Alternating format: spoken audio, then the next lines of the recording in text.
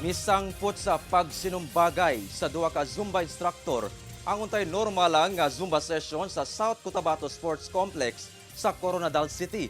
Human dunay usa ka babae ang gingong nangilog og mic sa stage aron i-anunsyo nga sila matud pa ang Zumba Association nga gi-recognize sa LGU. Butang nga gialmahan sa laing grupo. Ani ang detalye. In the Father, of the Son, and of the Holy Spirit.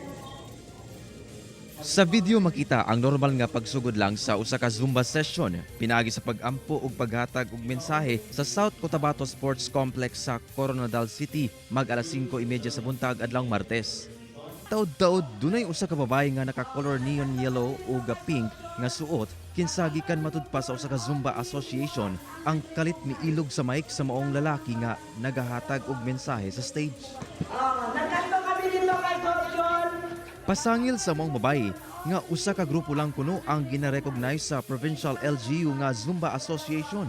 Butang nga gialmahan sa ubang mga miyembro sa laing Zumba Association nga anaa sa venue. Hangtod nga dunay nagpalong sa mic sa mga babae. Taud-taud giilog ang iyang gigunitang mic sa ubang miyembro sa usa ka Zumba Association.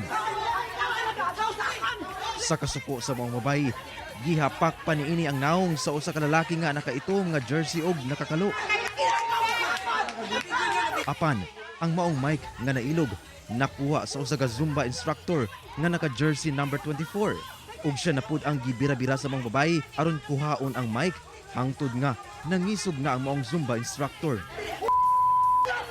Padayon ang komosyon hangtod nga miabot ang laing usa ka lalaki nga Zumba instructor kuno ug nagkakomosyon kini sa una nga Zumba instructor.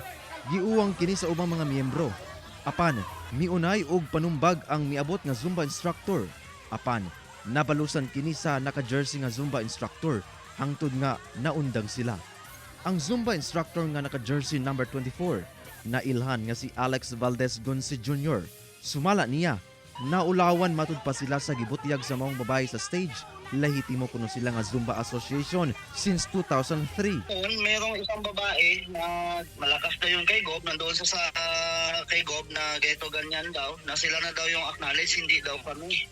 Samantala, yung association namin, yun yung naka-register talaga. Inagaw niya yung mic. Ngayon, napapahiya na yung grupo namin hanggang kinuha namin yung mic sa kanya. Nag-hold na. Hinoon, nagkaareglo na si Alex pati ang laing Zumba instructor nga iyang nakasumbagay nga iya lang mismong ninong sa kasal. Nagkabati kami kasi siyempre, aminado din siya na may kasalanan siya. At saka ako, asa bata, naninong ko siya, ako yung unang naghingi ng pasensya. Apan, wala pa kini magkaareglo sa babae nga nangilog og mic. Matud pa ni Alex, gisuspende kuno sa Provincial LGU ang ilang Zumba session sa mga sports complex sa pagkakaron.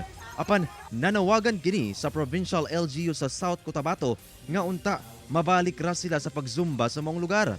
Ginasuwayan pa sa GMA Regional TV1 Mindanao nga makuha og pahayag ang Provincial LGU sa South Cotabato. Lakip na ang babae nga giingong nangilog og mic. Kauban si Gary Balantay, Efren Mamak, 1 Mindanao.